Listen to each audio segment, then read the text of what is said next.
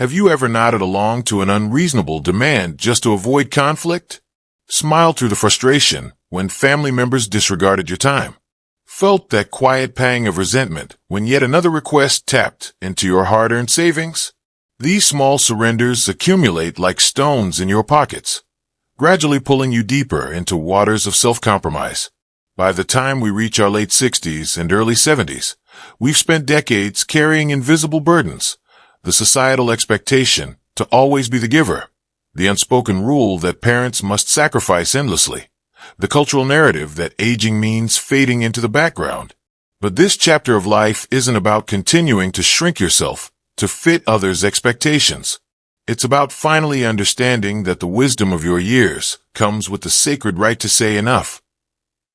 The freedom you've deferred for a lifetime is now yours to claim, not through selfishness, but through the profound self-respect that comes from 7 decades of lived experience. What follows isn't just advice. It's permission to rewrite the rules of engagement for this precious, hard-won season of life. 1. Guilt-driven financial pressure, the silent erosion of security. The checkbook opens more easily than the heart when family comes asking. A grandchild's tuition here, a son's car payment there, a daughter's rent shortfall. Each request seems reasonable in isolation. But collectively, they form a slow-motion financial hemorrhage that even the most robust retirement plans weren't designed to withstand. Modern seniors face a perfect storm: rising healthcare costs that outpace inflation, pension systems under strain, and lifespans extending beyond what many financial plans anticipated. Yet simultaneously, younger generations battered by student debt and housing crises increasingly view grandparents' nest eggs as family safety nets. The emotional calculus is brutal. Say no and risk being labeled the miserly elder who values money over family. Say yes and potentially jeopardize the ability to afford assisted living or in-home care down the road. Consider the case of Margaret, an 82-year-old former teacher who quietly drained her $150,000 IRA over 6 years, helping various family members. Every request came with a sob story. She recalls, "My nephew's restaurant failing, my granddaughter's emergency C-section bills, my son's divorce attorney fees." When Margaret herself needed a $25,000 dental implant procedure last year, the money simply wasn't there. The cruel irony: none of the family members she helped could contribute in return. Financial planners report these scenarios with alarming frequency, noting that the average senior providing family financial support gives away 12 to 15% of their annual income, often dipping into principal savings. The psychological toll compounds the financial one. A recent AARP study found that seniors who financially support adult children report 37% higher stress levels and significantly more sleep disturbances than those who maintain firm boundaries. The solution isn't heartlessness, but rather strategic generosity. Estate attorneys recommend creating clear guidelines. Will you help with education but not lifestyle expenses? Offer matching funds rather than blank checks? Provide loans with formal repayment plans? Financial advisor David Ryan suggests, treat family requests like a foundation would.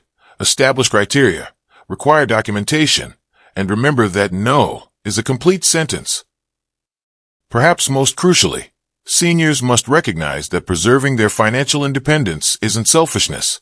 It's preventing their eventual dependence on the very people they're being asked to bankroll today. 2. Emotional manipulation, the high cost of keeping the peace. The language of guilt comes coded in familial love. "We never treated grandma this way." A daughter might sigh when her mother declines to babysit. "I guess I'll just figure it out myself." A son may mutter when his father won't co-sign a loan. These emotional paper cuts seem minor in isolation, but collectively they form deep scars on the psyche. Geriatric psychologists identify this as obligation fatigue, the exhaustion that comes from constantly prioritizing others' expectations over one's own needs. What makes this manipulation particularly insidious in later life is its cultural sanctioning. Society still largely views elderly parents as endless wells of emotional and practical support, their own diminishing energy reserves notwithstanding. Dr. Linda Sapadin, a specialist in aging and self-esteem, explains, many seniors were raised with the belief that family loyalty means unconditional availability. They've spent a lifetime equating being needed with being valued. This conditioning makes boundary setting feel like betrayal rather than self-care. Take the case of 76-year-old Robert, who drove 90 minutes each way twice weekly to care for his grandsons because his daughter claimed she couldn't afford daycare. When Robert developed sciatica and suggested cutting back, his daughter tearfully accused him of not caring if she lost her job. It wasn't until Robert's cardiologist ordered him to stop the trips that he finally set limits, and discovered his daughter had actually been using those days for yoga classes and lunch dates, not work emergencies. Breaking this cycle requires both tactical and psychological shifts. Communication experts recommend sandwich phrasing, couching boundaries in affection. I love you too much to resent you, which is why I need to. More importantly, seniors must reframe their understanding of love. True care doesn't require self-erasure. As family therapist Dr. Harriet Lerner notes, the people who get upset when you set boundaries are exactly those who benefited from you having none. For those struggling with guilt, creating alternative ways to contribute can help. Perhaps writing family histories instead of providing free labor, or establishing regular, but limited, visiting hours rather than open-ended availability. The goal isn't attachment, but interaction on terms that honor both parties' humanity. 3. The tyranny of other people's schedules. When retirement doesn't mean freedom, there exists a pernicious societal assumption that unstructured time equals available time. The moment those career obligations fall away, many seniors find their calendars colonized by others' priorities. The neighbor who assumes you'll wait all day for their repairman, the adult child who treats your home as a drop-in daycare, the friends who expect you to accommodate their chronic tardiness because you're not working anyway. This disregard for seniors' time stems from what sociologists call temporal ageism, the notion that older people's hours are less valuable. The cumulative effect is a retirement that feels less like freedom and more like being on permanent standby for everyone else's emergencies.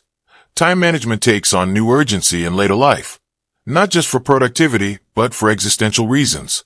Neurological research shows that as we age, we experience time's passage differently. Years feel shorter, while precious moments grow more vivid. Wasting hours on others' thoughtless demands isn't just inconvenient. It's literally stealing irreplaceable life experiences. Consider 79-year-old Miriam, an avid painter who found herself constantly interrupted by her daughter's quick favors, watching the dog during vet appointments, accepting package deliveries, fielding midday phone calls about computer problems. What began as minor inconveniences snowballed into months of lost creative work. I realized I was spending my retirement as everyone else's assistant, Miriam said. Her solution? Instituting studio hours, block times when her phone goes unanswered and her door stays closed. The initial pushback gave way to respect when family saw the stunning artwork she produced with uninterrupted focus. Protecting one's time requires both systems and mindset shifts. Gerontologist Dr. William Thomas recommends seniors create time budgets, mirroring financial ones, allocating hours to different priorities before others claim them. Physical cues help too. A do not disturb sign during meditation, scheduled offline days from digital demands. Perhaps most crucially, older adults must challenge the internalized belief that accommodating others is always virtuous. As time use researcher Laura Vanderkam observes, saying, "That doesn't work for me," isn't rude. It's how adults with self-respect operate. The people worth keeping in your life will adjust to your schedule rather than expecting you to perpetually adjust to theirs. 4. The slow creep of infantilization, when help becomes harm. It begins with small oversteps. A daughter reorganizing your kitchen for efficiency. A son taking over bill payments without asking. A doctor addressing your adult child instead of you during appointments. These microaggressions of ageism accumulate into what psychologists term learned helplessness. The dangerous phenomenon where capable seniors start doubting their own competence due to constant undermining. The data is alarming. A University of Michigan study found 85% of older adults experience patronizing treatment, while the National Council on Aging reports that excessive help from family actually accelerates cognitive and physical decline in seniors. The line between support and suppression blurs most dangerously around healthcare decisions. 71-year-old Carlos experienced this when his daughter insisted on attending his doctor visits after his mild arthritis diagnosis. Within months, the doctor was directing all information to the daughter, even when Carlos asked direct questions. By the time Carlos needed knee surgery, his daughter was making treatment choices without consultation. I looked around one day and realized I'd become a passenger in my own life, Carlos recalled. It took filing HIPAA privacy forms at his medical center and a firm family meeting to reclaim his autonomy. His story reflects a broader pattern. AARP reports that nearly 30% of seniors feel their medical autonomy has been compromised by over-involved relatives. Combating infantilization requires both assertion and education. Occupational therapists suggest phrases like, "I appreciate your concern, but I'll let you know if I need help," to gently reclaim agency. For persistent offenders, creating visible demonstrations of competence helps. Hosting family dinners to showcase cooking skills, sharing financial statements showing well-managed accounts. Some seniors establish competency committees, trusted friends who will objectively evaluate when they truly need assistance. The key is recognizing that accepting unnecessary help isn't kindness. It's surrendering to society's diminishing expectations of aging minds and bodies. 5. The invisibility trap, when your wisdom gets dismissed. In youth-obsessed cultures, the experience etched into decades of living often gets reduced to old-fashioned ideas. Family meetings where your input gets talked over. Tech conversations where your questions get eye rolls. Political discussions where your historical perspective gets dismissed as irrelevant.